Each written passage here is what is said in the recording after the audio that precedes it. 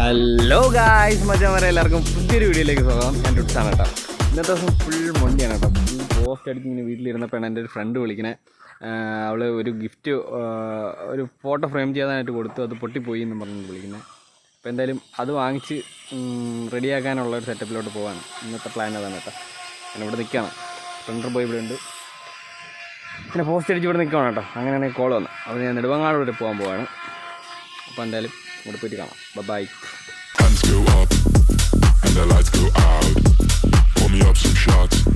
നമുക്കങ്ങനെ സാധനം കിട്ടിയിട്ടോ. ഇതാണ് ഫ്രണ്ടിന് പറ്റിയ അബദ്ധം. അവൾ ഒരു ഫോട്ടോ ഫ്രെയിം ചെയ്യാനായിട്ട് കൊടുത്തതാണ്. കൊടുത്തിട്ട് റിട്ടേൺ വന്ന് അവർ പാക്ക് ചെയ്താണ് അയച്ച സമയത്ത് ഇത് പൊട്ടിപ്പോയി കേട്ടോ. നമുക്കത് എങ്ങനെയാണെന്ന് നോക്കാം. പൊട്ടിയത് എങ്ങനെ സൈസ് മൊത്തം പൊട്ടി കേട്ടോ. അത് പാക്കിങ് വന്നതിൻ്റെ വിഷയമാണെന്ന് തോന്നുന്നു. പക്ഷേ ഒരു നല്ല സേഫ്റ്റി ആയിട്ട് തന്നെ പാക്ക് ചെയ്ത് അയച്ചത്. പക്ഷേ എന്ത് പറ്റിയെന്ത് പൊട്ടിപ്പോയി. അതുകൊണ്ട് ഗ്ലാസ് പൊട്ടിക്കുന്നത് കാണാൻ പറ്റുന്നുണ്ടോ എന്ന് പറഞ്ഞുകൂടാ. പൊട്ടിപ്പോയി. ഒരുപാട് ഫോട്ടോ ഞാൻ കാണിക്കുന്നില്ല. ആ കൊച്ച് സസ്പെൻസായിട്ട് സെറ്റ് ചെയ്തതായിരിക്കും. നാളെയാണ് അവർക്ക് ഫംഗ്ഷൻ വരുന്നത്. നമുക്ക് അതിന് മുമ്പേ ഇതുകൊണ്ട് റെഡിയായി കൊടുക്കാം. കാരണം ഞാനിപ്പോൾ ഉള്ളത് ഫ്രണ്ടിൻ്റെ വീടിൻ്റെ തൊട്ടടുത്തായിട്ടാണ് കേട്ടോ, ആട്ടുകാൽ ജംഗ്ഷനിൽ. ഞാനിവിടെ നിൽക്കുവാണ്. ഇന്നൊരു പോസ്റ്റ് അടിച്ചിരിക്കുന്ന അവസ്ഥയായിരുന്നു. അപ്പോൾ ഇങ്ങനെ ഒരു വണ്ടി വന്നത്.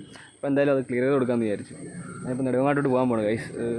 അവൾ പോസ്റ്റ് വഴി ഫോട്ടോ ഫ്രെയിം ചെയ്യാനായിട്ട് കൊടുത്തിട്ട് അവർ പോസ്റ്റ് വഴിയാണ് അയച്ചത്. പോസ്റ്റ് വഴി അയച്ചപ്പം ഇങ്ങോട്ട് ഡെലിവറി വന്ന സമയത്ത് പറ്റിയൊരു അബദ്ധമാണ്. എന്താ പറയുക, നാളെയാണ് ഫംഗ്ഷൻ വരണേ. അപ്പം ഒരു വഴിയില്ല.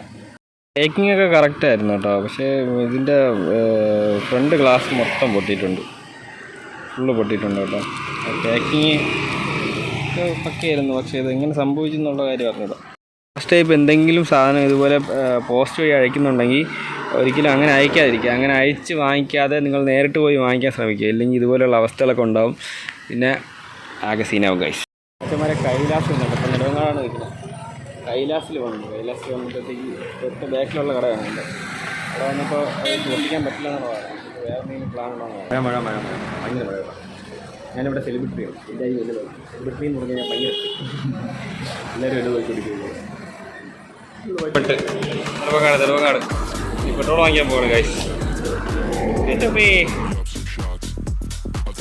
ഫാൻസിൽ നിന്ന് വാങ്ങിച്ചതാണ്. ഇത് വെച്ച് സെറ്റ് ചെയ്യാനുള്ള ഒരു പരിപാടിയിൽ ഒരു 10-12 രൂപയ്ക്കകത്തേ ഉള്ളൂ കേട്ടോ. രണ്ടെണ്ണം വാങ്ങിച്ച് അതിൻ്റെ ഫ്രണ്ടിൽ ഒട്ടിക്കാനുള്ള സെറ്റപ്പാണ്. ഷീറ്റ് വെച്ച് സെറ്റ് ചെയ്ത് കൊടുക്കാനുള്ള പരിപാടിയാണ്. അപ്പോൾ ഇങ്ങനെയുള്ള അബദ്ധങ്ങൾ ആർക്കും പറ്റാതിരിക്കട്ടെ. ഗായ്സ്, ഭയങ്കര മഴയായിരുന്നു കേട്ടോ. മഴ കഴിഞ്ഞ് അത് കഴിഞ്ഞിട്ട് ഗ്ലാസ്സിന് വേണ്ടി ഒരുപാട് അലയേണ്ടി വന്നു കേട്ടോ. അപ്പോൾ എല്ലാവരും എനിക്ക് പറയാനുള്ളൊരു കാര്യമുള്ളൂ, ഫോട്ടോ ഫ്രെയിം ചെയ്ത് അയക്കുമ്പോൾ ഫ്രെയിം ചെയ്തിട്ട് നിങ്ങൾ പോസ്റ്റ് വഴി അയച്ച് വാങ്ങുകയാണെങ്കിൽ നിങ്ങളത് ഒരിക്കലും സേഫ് അല്ല. അങ്ങനെ നിങ്ങൾ ചെയ്യാതിരിക്കുക.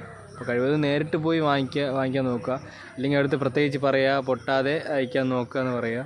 ഇത് പാക്കിങ്ങിൻ്റെ വിഷയമാണോ അതോ ഇനി ഡെലിവറി ചെയ്ത സമയത്തുള്ള വിഷയമാണോ എന്നൊന്നും അറിയാൻ പാടില്ല. എന്തായാലും സാധനം പൊട്ടി. നാളത്തെ ആവശ്യത്തിന് വേണ്ടിയിട്ട് ബുക്ക് ചെയ്ത് ഫ്രെയിം ചെയ്തൊരു സംഭവമായിരുന്നു. പൊട്ടിപ്പോയി. പറഞ്ഞിട്ട് കാര്യമില്ല. അതിപ്പോൾ ആരുടെ ഭാഗത്ത് തെറ്റെന്ന് പറയാൻ പറ്റില്ല. ചിലപ്പം ഡെലിവറിയുടെ വിഷയമായിരിക്കാം. അതുകൊണ്ടാണെന്നാണ് എനിക്കും തോന്നുന്നത്. പാക്കിങ്ങിൽ വലിയ വിഷയം കണ്ടില്ല. അപ്പോൾ സേഫ് അല്ലെന്നാണ് എനിക്ക് പറയാനുള്ളത്. നിങ്ങൾ മാക്സിമം നേരിട്ട് പോയിട്ട് സാധനം വാങ്ങിച്ച് നിങ്ങളെ ആവശ്യം നിറവേറ്റുക എന്നാണ് എനിക്ക് പറയാനുള്ളത്. ഒരുപാട് പറഞ്ഞ് ദീർഘിപ്പിക്കുന്നില്ല. വീഡിയോ ഇഷ്ടപ്പെട്ടെങ്കിൽ ലൈക്ക് ചെയ്യുക, ഷെയർ ചെയ്യുക. പിന്നെ ഇഷ്ടപ്പെട്ടില്ലെങ്കിൽ ഡിസ്ലൈക്ക് ചെയ്യാം കേട്ടോ. നിങ്ങൾക്ക് നിങ്ങളുടെ അഭിപ്രായങ്ങളെല്ലാം കമൻറ്റിൽ എഴുതണം കേട്ടോ. കമൻറ്റ് രൂപത്തിൽ എഴുതി കഴിഞ്ഞാൽ നമുക്ക് ഒരു നേരെ ഒരുപാട് വൈകുന്നു. ഞാൻ ഇങ്ങനെ ചെട്ടിയാർ ഹിൽസിൻ്റെ ഒരു സൈഡിലായിട്ട് ഇങ്ങനെ നിൽക്കുവാണ് ഗൈസ്. മഴ തോന്നുന്ന ഇങ്ങനെ ഒരു ചെറിയൊരു മേഘങ്ങളൊക്കെ കണ്ടില്ലേ, ഭയങ്കര നൈസായിട്ട് കാണാൻ പറ്റും. അങ്ങനെ ഇവിടെ കയറിയതാണ്. ഓക്കെ ഗൈസ്, അപ്പം ഒരുപാട് പറഞ്ഞ് ദീർഘിപ്പിക്കുന്നില്ല. വീഡിയോ ഇഷ്ടപ്പെട്ട് ഞാൻ ലൈക്ക് ചെയ്യുക, ഷെയർ ചെയ്യുക, സബ്സ്ക്രൈബ് ചെയ്യുക. പിന്നെ തൊട്ടടുത്തുള്ള ബെല്ലൈക്കൺ എനേബിൾ ചെയ്യുക. ഞാൻ പറഞ്ഞ പോലെ തന്നെ ഒരു 1000 സബ്സ്ക്രൈബേഴ്സും നമുക്ക് തയ്ക്കണം. അതിന് നിങ്ങളെല്ലാവരും എന്നെ ഹെൽപ്പ് ചെയ്യണം. എന്നും ഇതുപോലുള്ള ചെറിയ വീഡിയോസ് കാണും കേട്ടോ. അപ്പോൾ ഇനി മുതൽ എന്നും ചെറിയ വീഡിയോസ് കാണും. അപ്പോൾ മാക്സിമം നിങ്ങളുടെ സപ്പോർട്ടാണ് എൻ്റെ വിജയം. മാക്സിമം ഷെയർ ചെയ്ത് സപ്പോർട്ട് ചെയ്യുക. ഓക്കെ, ചെറിയൊരു വീഡിയോ എല്ലാവർക്കും ഇഷ്ടമായെന്ന് വിചാരിക്കുന്നു. Bye boom.